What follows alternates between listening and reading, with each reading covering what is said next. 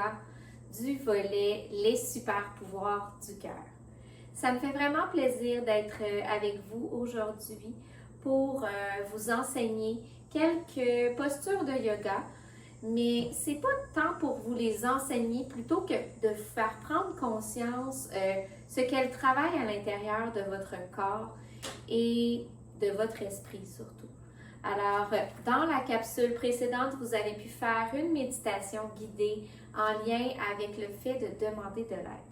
Alors, je le répète, demander de l'aide, ce n'est pas une faiblesse, c'est une force. On accepte d'être vulnérable et de dire « Oh, pour avancer, j'ai besoin d'un petit coup de main. » Et ça, c'est noble et ce n'est pas une faiblesse.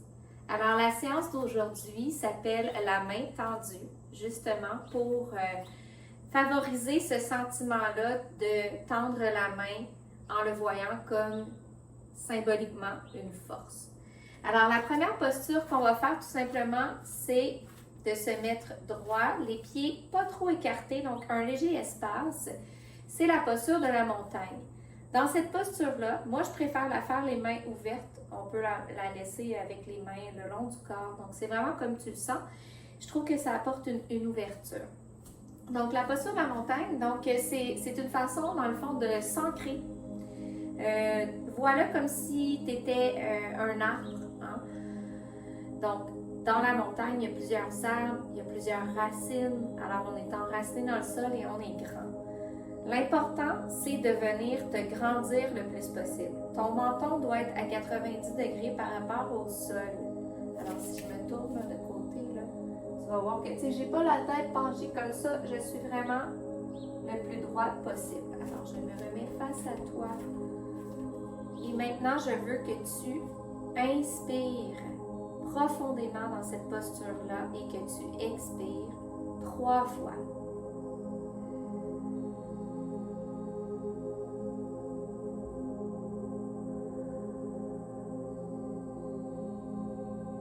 Quand tu inspires, fais sûr d'apporter l'air jusque dans ton ventre pour donner un maximum d'espace à ta cage thoracique et d'amener l'oxygène le plus loin possible.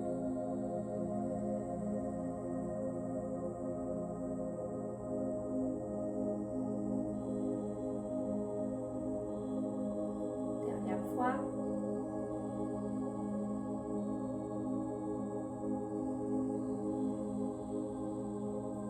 Maintenant qu'on est bien ancré, on va aller faire la posture du guerrier. Donc, tu vas pouvoir te placer la jambe allongée. L'important ici, c'est de venir créer un angle de 90 degrés avec ton genou et le pied à l'arrière te sert d'ancrage et tu distribues le poids également sur les 2 jambes.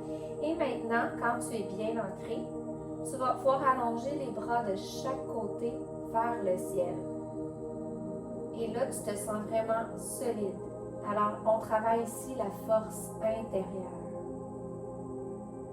Alors, je veux que tu ressentes vraiment ce que ça fait dans ton corps et que tu inspires aux endroits où est-ce que ça tire un petit peu parce que c'est certain, on travaille les muscles, ça se peut que ça tire à des endroits.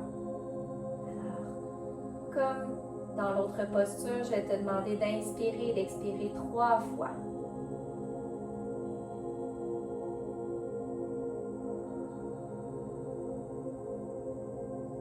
Deuxième.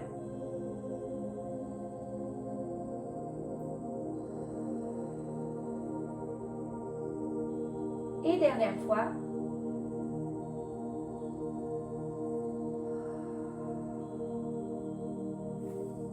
On va aller le refaire avec l'autre jambe. Dans le fond, tu vas changer la jambe qui était devant. C'est elle qui va s'en aller à l'arrière. On se prépare une fois qu'on est stable. On allonge les bras. On inspire et on expire 3 fois.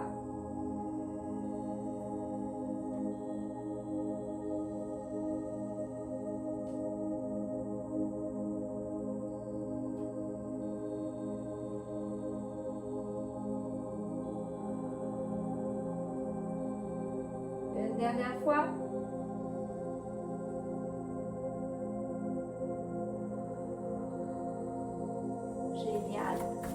secoues un petit peu tes petits muscles. Maintenant, on va venir dans la posture du lotus. Là, moi, j'ai un petit banc, là, puisque j'ai des douleurs lombaires, j'ai un banc comme ça. Tu peux le faire directement au sol, tu l'adaptes selon tes besoins. Et le lotus, c'est de venir recroiser les jambes. Et là, ça dépend de ton niveau de flexibilité. Tu n'es pas obligé là, de venir les croiser, tu peux tout simplement les déposer un pied devant l'autre. Parfois, là, ça fait des petites fourmis dans les jambes. Alors ça, c'est tout à fait normal. Alors, tu te places pour être confortable. Donc là, dans le fond, pour faire le lotus, c'est qu'on va venir travailler notre stabilité. Et tout simplement, respirer à l'intérieur de cette posture-là qui nous incarne notre stabilité intérieure. 3 grandes inspirations et expirations.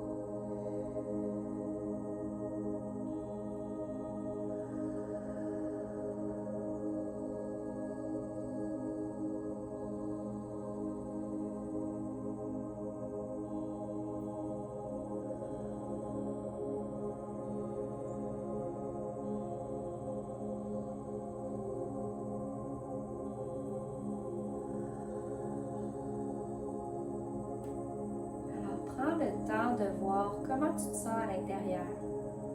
Comment ça bouge pour toi lorsque tu dois demander de l'aide à quelqu'un avec quelque chose qui est difficile. Et rappelle-toi la méditation que tu as faite.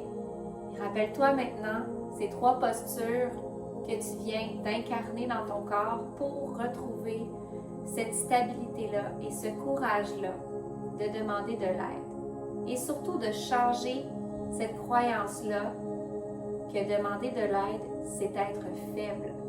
Alors, au contraire, lorsqu'on accepte qu'on a besoin d'aide et qu'on arrive à le nommer, c'est une force intérieure et ça demande du courage. Namasté.